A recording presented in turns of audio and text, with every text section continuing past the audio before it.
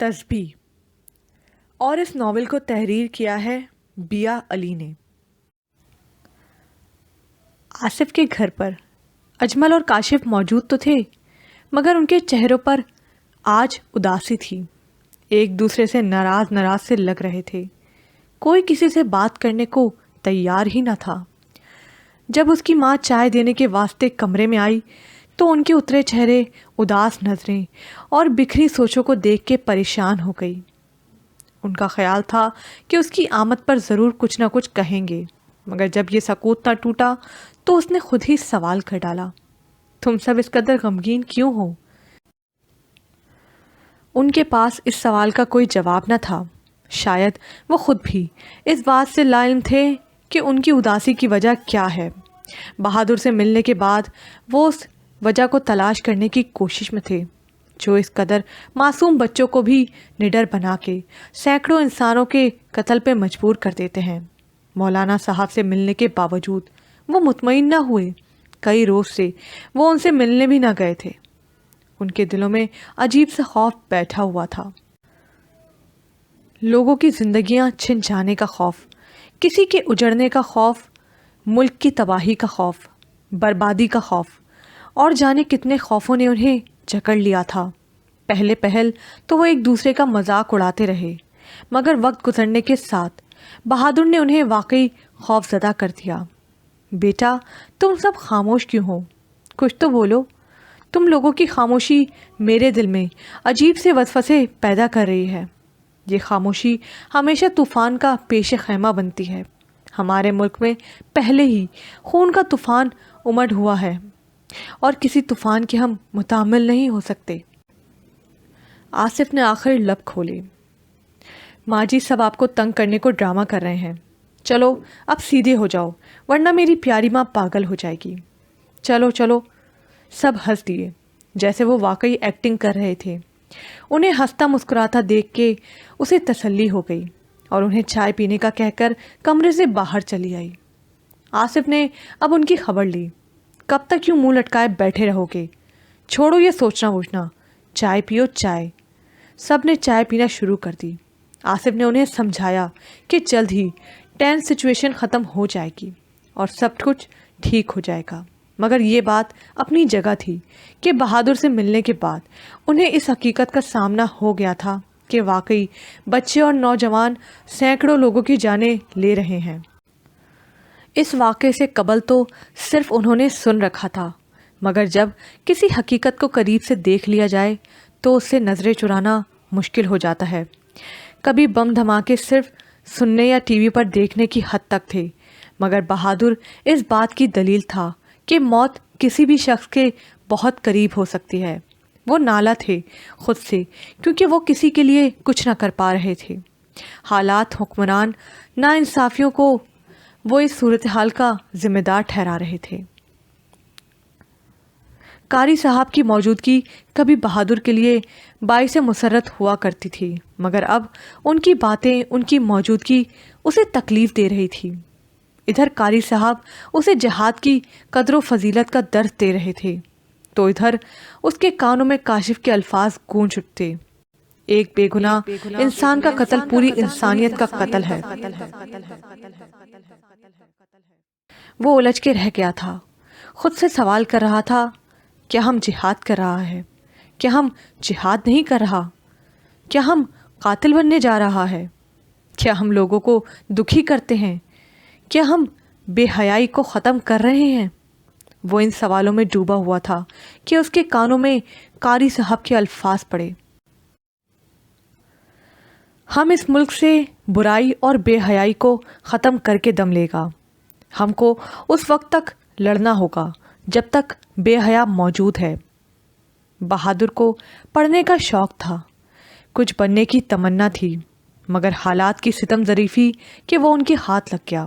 انہوں نے نہ صرف اسے اس کے والدین سے دور کر دیا، بلکہ اس کی آرزوؤں کا بھی گلا گھونٹ دیا، اس کی خواہشوں کو چھین لیا۔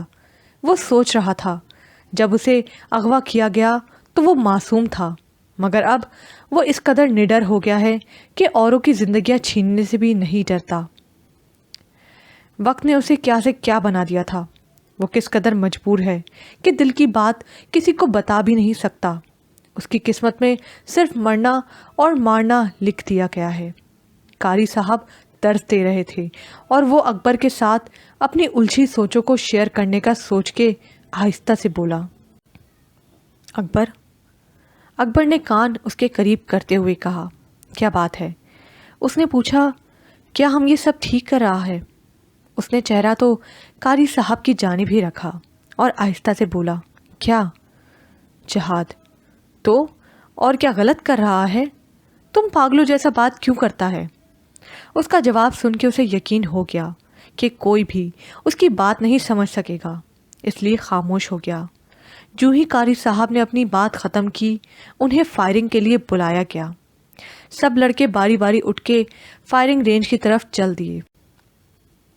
وہ بھی چل تو ان کے ساتھ ہی رہا تھا، مگر سوچوں میں ڈوبا ہونے کی وجہ سے اندازہ ہی نہ تھا کہ قدم کدھر جا رہے ہیں۔ جب فائرنگ رینج میں پہنچے تو وہ بھی اپنے پلاٹون کے لڑکوں میں بیٹھ گیا۔ اکبر نے ایک دو بار اسے بلانے کی کوشش کی، مگر اسے تو جیسے ارد گرد کی خبر ہی نہ ہو۔ وہ خود کو تنہا محسوس کر رہا تھا، بالکل تنہا۔ بچپن میں جب کبھی اسے خوف محسوس ہوتا تو وہ ماں کی گود میں پناہ لے لیتا تھا۔ آج اسے وہ گود بہت یاد آ رہی تھی۔ وہ چھپنا چاہتا تھا تاکہ کوئی اسے ڈھونڈ نہ پائے، کمانڈر کو خبر نہ ہو کہ وہ کہاں ہے، مگر نہ ماں کی گود تھی اور نہ گھر کی پناہ کا۔ شیرگل شام کو جو گھر لوٹا تو سنبل کچھ پریشان دکھائی دی۔ وہ چولہے کے سامنے بیٹھی کسی گہری فکر و پریشانی میں کھوئی ہوئی تھی۔ چارپائی پر بیٹھتے ہوئے اس نے پوچھا، تم آج ہم کو پریشان نظر آ رہا ہے، خیر ہے نا؟ پہلے تو اس نے ٹال مٹول کی، مگر پھر اس کے بار بار اصرار کرنے پر کہنے لگی، شیرگل آج ہم کو بہادر بہت یاد آ رہا ہے۔ جانے کون لوگ تھا جو ہمارا بیٹا کو اغوا کر کے لے گیا۔ آج ہمارا دل کہہ رہا ہے کہ وہ بہت پریشان ہے، ہمیں یاد کر رہا ہے۔ شیرگل بھی دکھی ہو گیا، کھویا ہوا بیٹا اسے پھر سے یاد آ گیا۔ یاد تو وہ ہمیں بھی بہت آتا ہے، مگر ہم اس کو کہاں ڈھونڈے؟ بہادر کو یاد کرتے کرتے آج پھر اس کی زبان پر ان بچوں کی بھی یاد تھی جسے انہوں نے اپنی مرضی سے مدرسے میں بھجوا دیا تھا، اپنی مرضی سے انہیں خود سے جدا کر دیا تھا۔ تم نے ہمارا دوسرا بچہ بھی ہم سے چھین لیا۔ آج ہمیں ان کا بھی یاد آ رہا ہے، وہ بھی اداس ہیں، ہمیں یاد کر رہا ہے۔ شیرگل نے اب اسے سنبل کا وہم قرار دے دیا، مگر تنہا بیٹھا وہ یہ ضرور سوچ رہا تھا کہ اگر سنبل وہم کا شکار ہے تو پھر یہ وہم جانے کا نام کیوں نہیں لے رہا؟ کئی مہینوں سے وہ بچوں کی خیریت کو نہ جا سکا تھا۔ جب بھی وہ اسے جانے کا کہتی وہ ٹال دیتا۔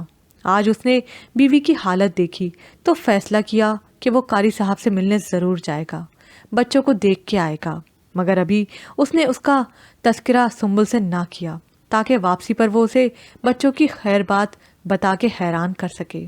اگلے ہی روز اس نے گھر میں بیوی کو ضروری کام کا کہا اور مدرسے کے لیے نکل پڑا۔ کئی میلوں کی مسافت طے کرنے کے بعد وہ مدرسے پہنچا تو اس کی ملاقات قاری صاحب سے نہ ہو پائی۔ امجد نے اسے بتایا کہ وہ ضروری کام سے گئے ہوئے ہیں۔ یہ وہی امجد تھا جس کو دیکھتے ہوئے اس نے بچوں کو مدرسے داخل کروانے کا فیصلہ کیا تھا۔ قاری صاحب کی غیر موجودگی پر تو اسے حیرت نہ ہوئی، البتہ جب امجد کی زبانی اسے خبر ملی کہ اس کے بچوں کو بڑے مدرسے بھجوا دیا گیا ہے تو وہ پریشان ہو گیا۔ امجد نے اسے تسلی دی، شیرگل پریشان ہونے کا بات نہیں، جس کا کارکردگی اچھا ہو اسے قاری صاحب بڑے مدرسے بھجوا دیتے ہیں۔ تم خدا کا شکر ادا کرو کہ تمہارا بچہ لائق ہے، اطمینان سے گھر جاؤ۔ شیرگل کے پاس اب وہاں رکنے کا کوئی جواز ہی نہ رہا تھا، چپ چاپ اٹھا اور گھر کو چل دیا۔ گاڑی پر سوار کئی میلوں کی مسافت طے کرنے کے بعد جب گھر پہنچا تو فیصلہ کر لیا کہ وہ بیوی کو کچھ نہیں بتائے گا، اگر وہ یہ جان گئی تو اور پریشان ہو جائے گی۔ آج وہ کافی دیر سے گھر لوٹا تھا۔ جلدی جانے اور دیر سے لوٹنے پر سنبل نے وجہ دریافت کی تو مسکراتے ہوئے کہنے لگا، ہم تمہارا بچے سے ملنے کے واسطے مدرسے گیا تھا۔ اس نے جلدی سے پوچھا، سب کیسا ہے؟ اچھا، بہت اچھا، تم تو خواہ میں وہم کا شکار ہوتا ہے، وہ تو پہلے سے زیادہ صحت مند ہو گیا ہے۔ ان سب باتوں کو سننے کے باوجود اس نے دل میں عجیب سی بے چینی محسوس کی۔ تم کہتا ہے تو یقین کر لیتی ہوں، مگر جانے کیوں دل نہیں مان رہا۔ اچھا اب جاؤ ہمارے واسطے کھانا لاؤ، ہمیں بھوک لگا ہے۔ سنبل اٹھ کے شیرگل کے لیے کھانا لینے چلی گئی۔ عبداللہ بھی کئی مہینوں بعد مدرسے بچوں کی خیریت دریافت کرنے گیا، مگر اسے بھی بچوں سے ملنے کی اجازت نہ دی گئی۔ اسے یہ کہہ کے بھجوا دیا گیا کہ روز روز بچوں سے ملنے کی وجہ سے ان کی پڑھائی متاثر ہوتی ہے۔ ایک بار بچے والدین سے مل لیں تو کئی مہینوں تک روتے رہتے ہیں۔ وہ بیچارہ چپ چاپ واپس آ گیا۔ ماں بھی بچوں سے ملنے کو بےتاب تھی، مگر ان سے ملنے کو جانا اس کے لیے بہت مشکل تھا، کیونکہ ڈاکٹروں نے اسے زیادہ سفر کرنے سے منع کیا تھا۔ وہ جب بھی جانے کی ضد کرتی، عبداللہ اسے یہ کہہ کے ٹال دیتا کہ جب تندرست ہو جاؤ گی تو ضرور چلی جانا، مگر وہ صحت مند ہونے کے بجائے دن بدن مزید بیمار ہوتی جا رہی تھی، اور یہی الفاظ سنتے سنتے اس کی زندگی کی ڈور ٹوٹنے لگی، اور آخر ایک روز اپنے لختے جگر سے ملنے کی خواہش اور آرزو دل میں لیے اس جہان فانی سے ہمیشہ کے لیے کوچ کر گئی۔ عبداللہ اب اپنی کوٹری میں تنہا رہ گیا تھا۔ اس کی شریک حیات اسے تنہا چھوڑ کر چل بسی تھی۔ بچوں سے ملنے کو جی چاہتا تو ان کے مدرسے پہنچ جاتا، مگر نہ تو اس کی ملاقات قاری صاحب سے ہو پاتی جن کے حوالے اس نے اپنے بچے کیے تھے، اور نہ کوئی اسے اس کے بچوں سے ملواتا۔ ہمیشہ کوئی نہ کوئی بہانہ بنا کر اسے واپس جانے کو کہہ دیا جاتا، اور وہ ٹوٹے دل کے ساتھ مایوس ہو کر واپس اپنی کوٹری میں آ جاتا۔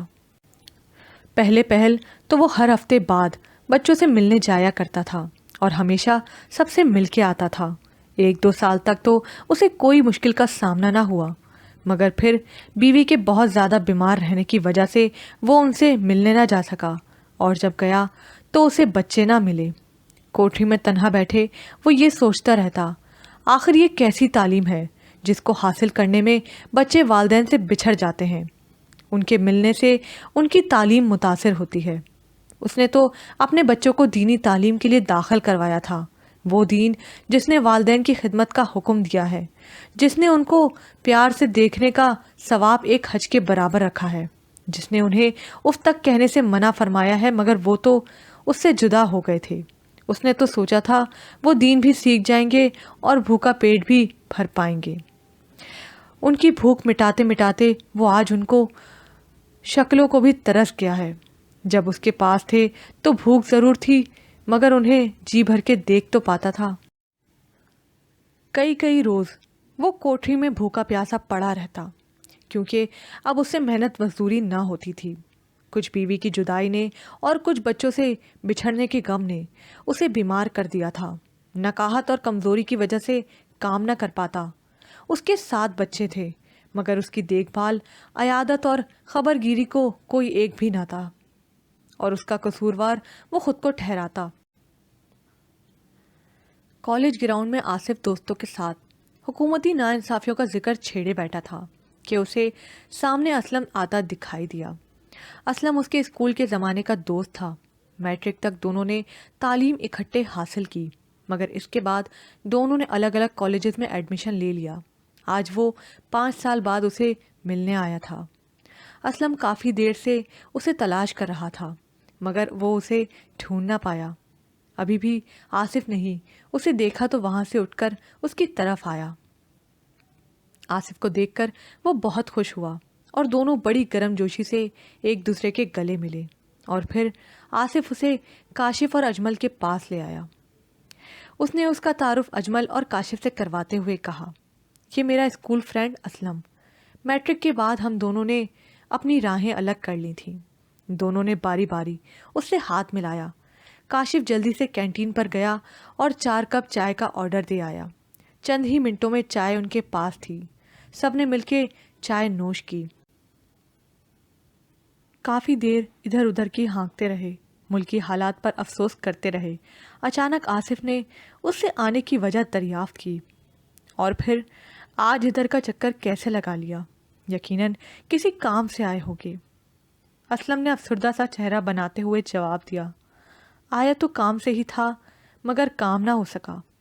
کاشف نے پوچھا، کس کام سے؟ اسلم کا چہرہ پھر سے افسردہ ہو گیا۔ لسٹ دیکھنے آیا تھا۔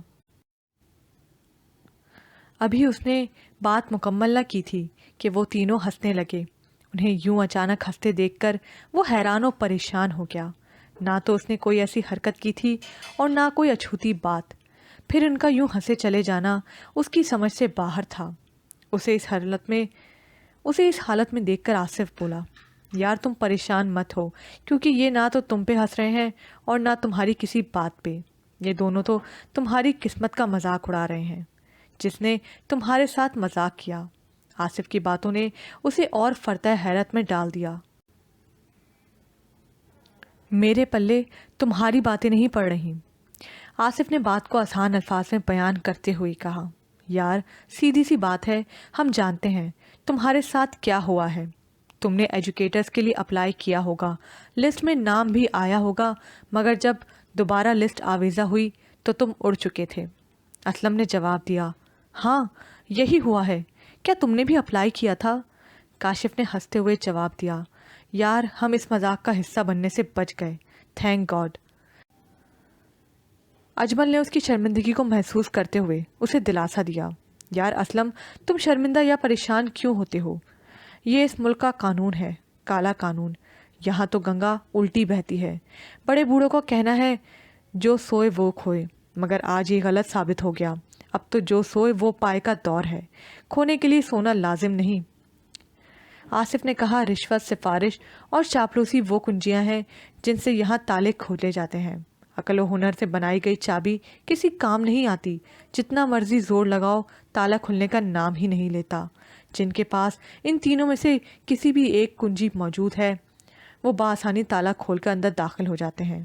اسلم نے ان کی باتیں سننے کے بعد جواب دیا، مگر یار ہم پھر بھی امید لگائے بیٹھے تھے، اس لیے پریشانی بھی ہوئی اور دکھ بھی۔ کاشف نے مسکراتے ہوئے شعر سنایا، غموں تجھے مجھ سے بیر ہے صرف اس لیے کہ میں شہری ہوں اس ملک کا۔ اسلم مسکرایا تو ضرور مگر کہنے لگا، آخر ایسا کب تک چلے گا؟ کب تک ہم ناانصافیوں کی چکی میں پستے رہیں گے؟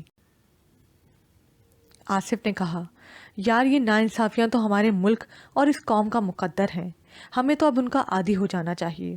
سب نوجوانوں کی طرح یہ بھی ناانصافیوں سے عاجز آ چکے تھے۔ ان کی طرح ہر کوئی حکمرانوں سے نالا تھا، ہر کوئی حکمرانوں کی کسی نہ کسی زیادتی کا شکار جو تھا۔ آصف نے اسلم کے چہرے کی اداسی دیکھی تو اس کا دھیان کہیں اور بانٹنے کے لیے کھانے کا آرڈر دینا چاہا، مگر اس نے صاف انکار کر دیا۔ وہ سمجھ گیا کہ چونکہ اس کا زخم ابھی تازہ ہے اس لیے درد کی شدت زیادہ ہے، جو ہی وقت گزرے گا یہ مندمل ہو جائے گا اور وہ پھر سے نارمل روٹین پر آ جائے گا۔ کاشف نے اسلم کے چہرے پر مسکراہٹ بکھیرنے